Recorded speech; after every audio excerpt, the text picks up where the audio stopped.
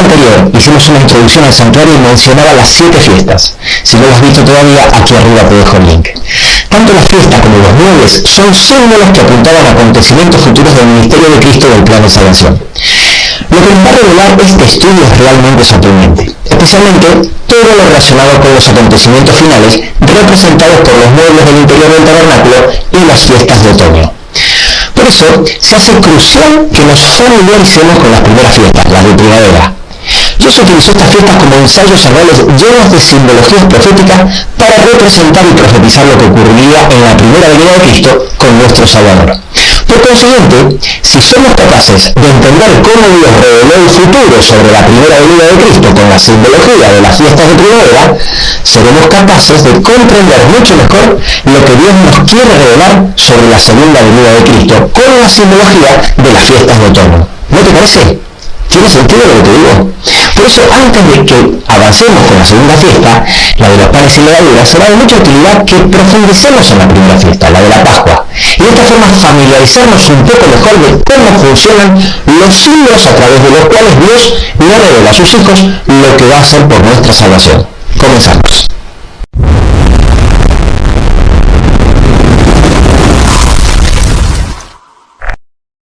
Lo primero que tenemos que entender es que Dios se maneja en toda la Biblia con tipos y antitipos. No te asustes que esto es muy fácil de entender. Resulta ser que hay una palabra griega, tipo, que se traduce como ejemplo, también significa figura, a veces se traduce como sombra y a veces como modelo o maqueta. Porque el tipo sirve para ilustrar, hacer una presentación gráfica, proyectar o representar de forma reducida o simplificada una realidad más importante, amplia y compleja de entender, la cual se denomina antitipo.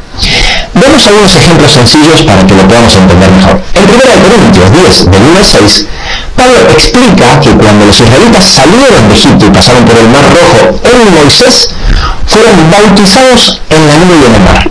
Y luego dice que el agua que bebían, que salía de una roca, esa roca era Cristo. Y finalmente termina diciendo en el versículo 6, mas estas cosas sucedieron como ejemplo para nosotros. Bueno, esa palabra ejemplos es la palabra tipos.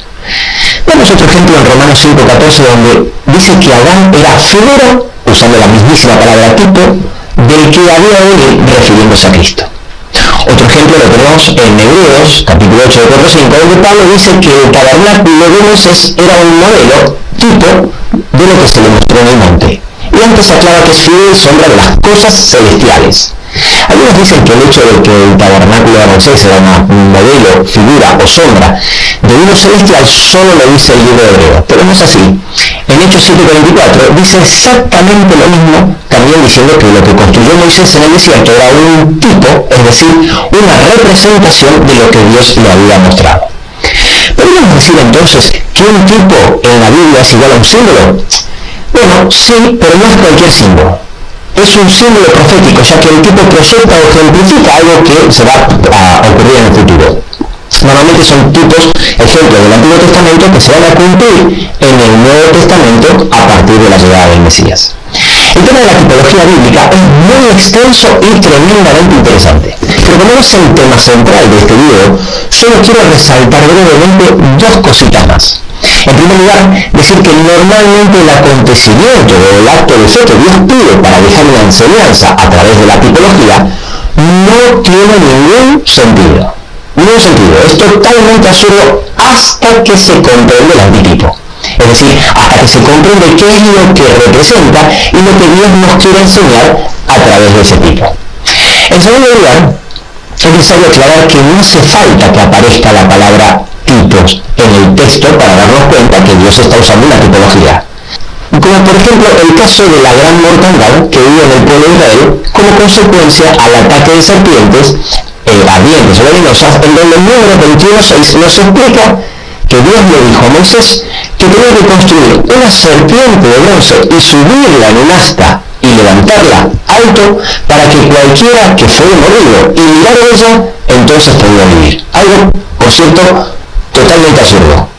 Hasta que Jesús se lo explica a Nicodemo, cuando le dice en Juan 3:14 que de la misma forma que Moisés levantó a la serpiente en el desierto, así es necesario que el Hijo del Hombre sea levantado Y luego en Juan 12:32 dijo que si él fuera levantado de la tierra, todos adorarían al mismo.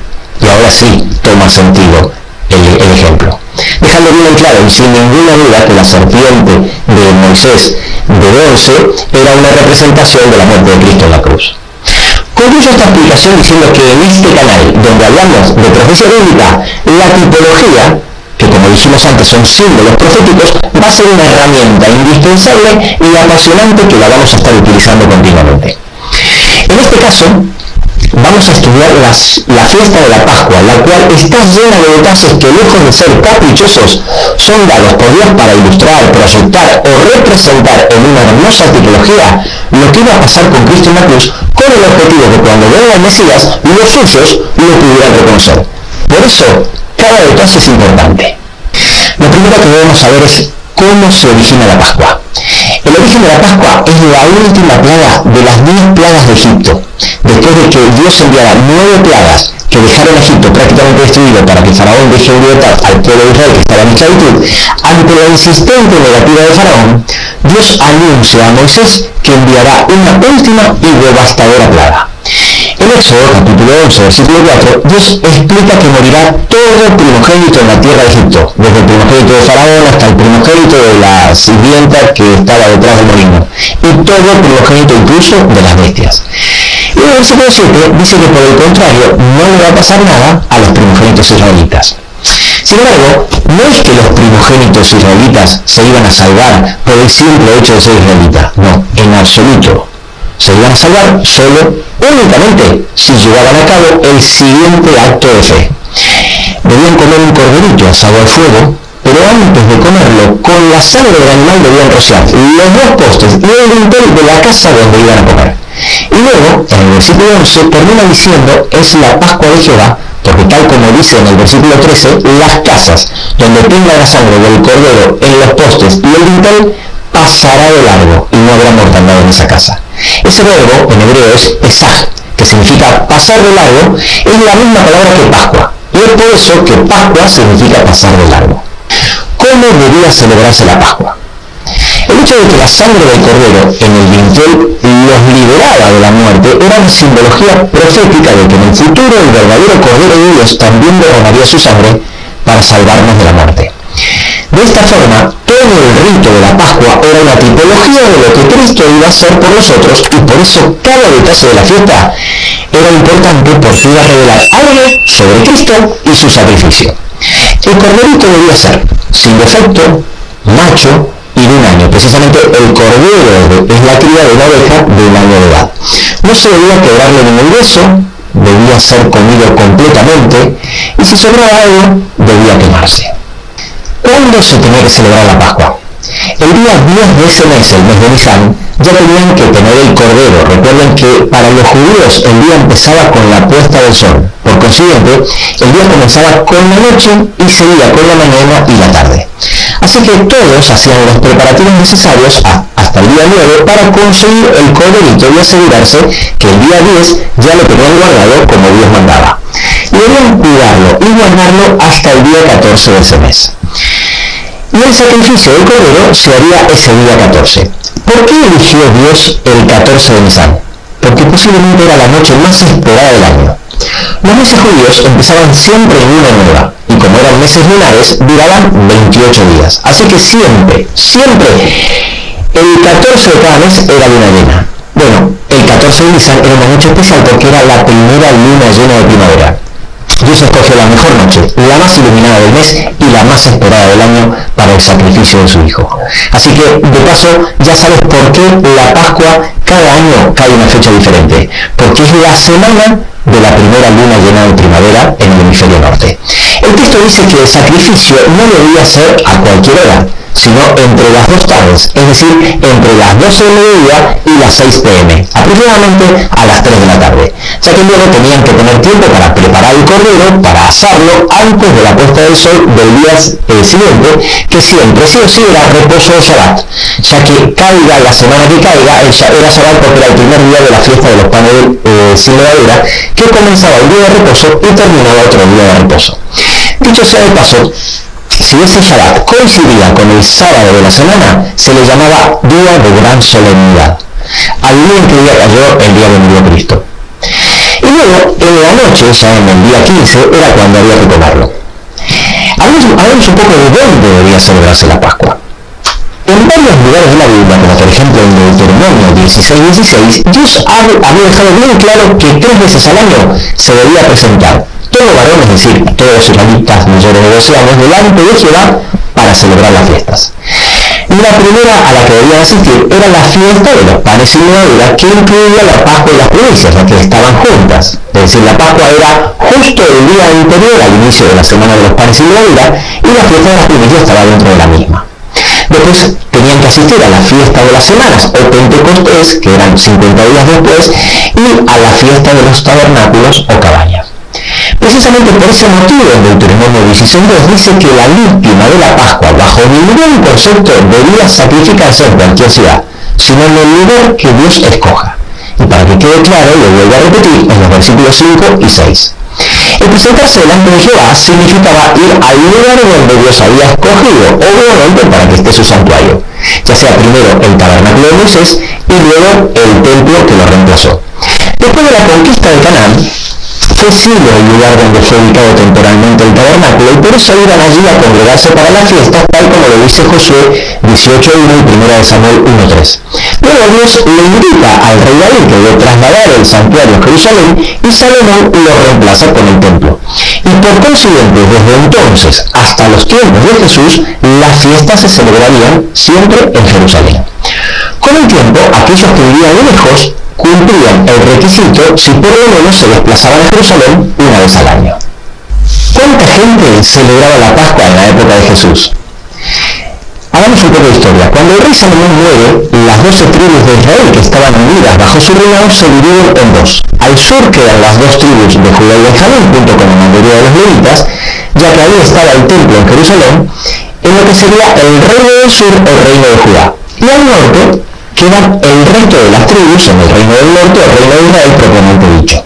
En el siglo VIII a.C., los asirios llevaron cautivas a las tribus del norte, y estas fueron absorbidas por las naciones receptoras y perdieron su conciencia nacional, como ocurre normalmente con cualquier pueblo conquistado.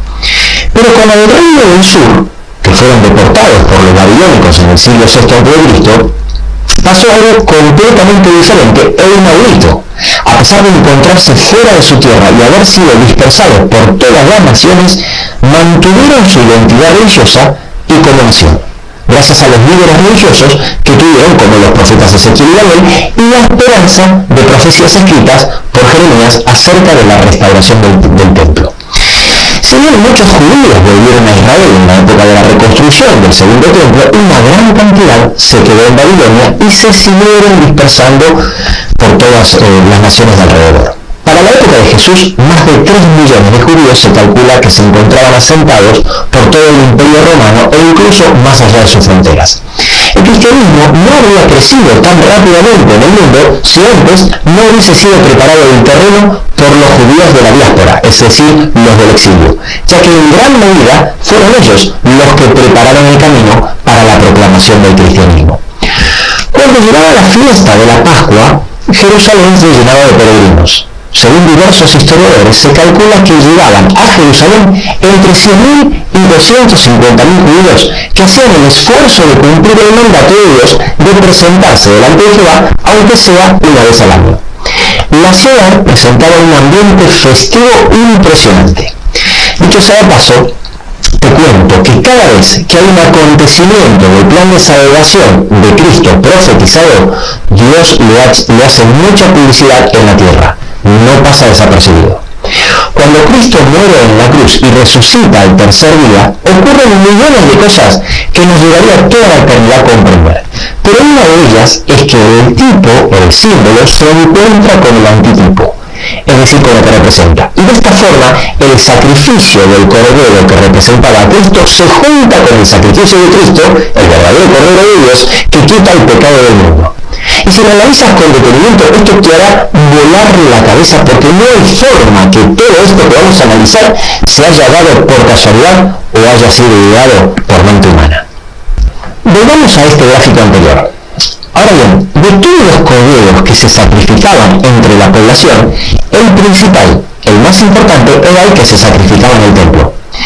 La ceremonia era así: como el día 10 el cordero ya tenía que estar elegido y guardado, el sumo sacerdote bajaba el día anterior al lugar donde criaban los animales para el templo con el objetivo de elegir el mejor corderito, el más sano porque debía ser perfecto, y lo llevaba al templo. Ese cordero era subido hasta el templo en una procesión que se realizaba entre medio de un pasillo que formaban los sacerdotes y la multitud que ya estaba en Jerusalén. Era el acontecimiento que daba inicio a los preparativos de la Pascua. En la semana de la crucifixión de Cristo, esto cayó el domingo, el que se conoce en el cristianismo como Domingo de Ramos. Los 4 evangelios nos cuentan que Jesús envió a 2 discípulos a traer un pollín. En Lucas 19, 29 a 31, explica que les dio instrucciones precisas para que pudieran llevar a cabo el mandado sin errores y traer el pollino correcto, en qué aldea lo iban a encontrar, dónde iba a estar atado, qué les iba a decir el dueño y qué le tenían que responder. No debía haber error porque era un pollino único preparado para la ocasión. Un pollino, dice el texto, en el cual ningún hombre se había montado jamás. A partir del versículo 35, el texto sigue contando que Jesús se sube al pollino y junto con sus discípulos entra a Jerusalén, cumpliendo la profecía de Zacarías 9:9 que profetizó más de 4 siglos antes que el rey entraría como salvador, pero humilde, cabalgando sobre un pollino. Y entonces Jesús entra precisamente por entre medio del gran pasillo que estaba formado por esa gran multitud, adelantándose a la procesión que iba a realizar el sumo sacerdote con el corderito. Lucas continúa explicando a partir del versículo 36 que la multitud a su paso tendían sus mantos por el camino y le gritaban hosanas a Jesús, que para ese entonces ya era súper famoso.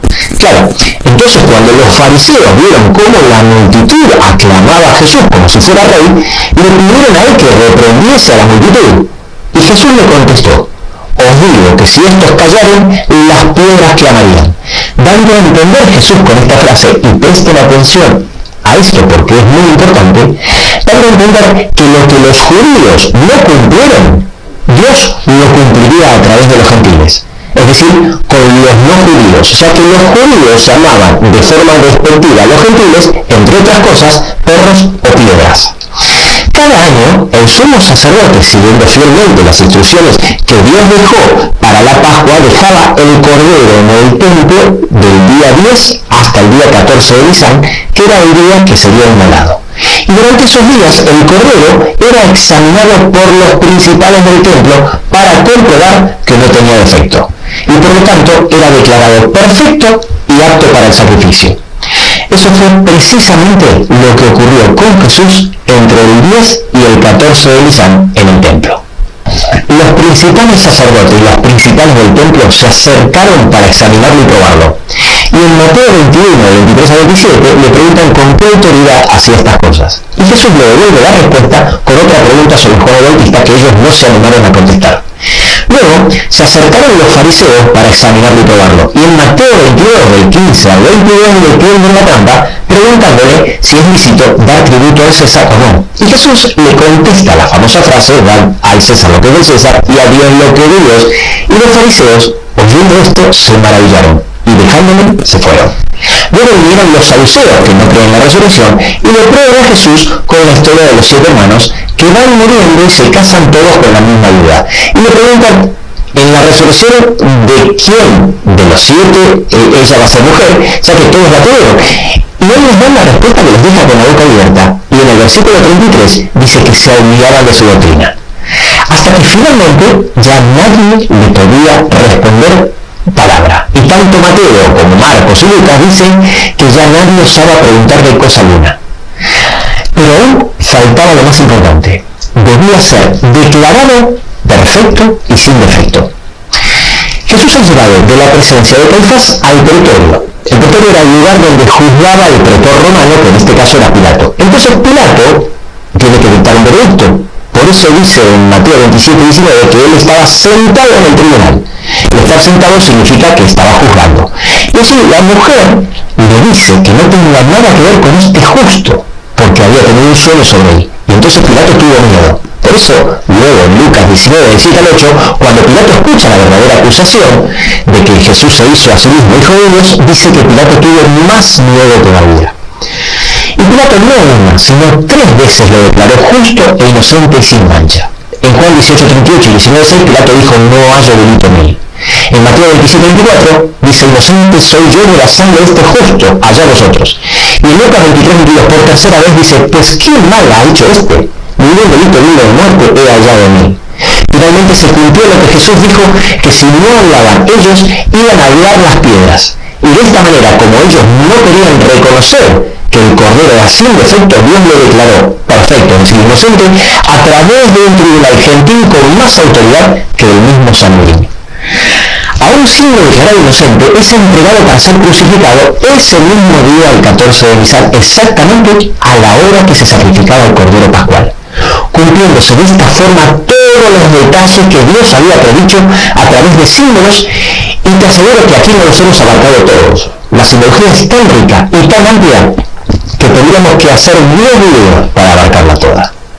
De la misma forma que Jesús les dio instrucciones precisas a los discípulos para que reconozcan al pollino que debían traer, así dejó instrucciones precisas para que la humanidad pueda reconocer al verdadero y literal Cordero de Dios que quita el pecado del mundo. Instrucciones muy fáciles de identificar, dejadas en forma de tipología y en fiestas y celebraciones rituales que se practican por siglos para que nadie se las olvide. Además de esto, Dios siempre, y recuerda esto por favor, siempre deja señales extras.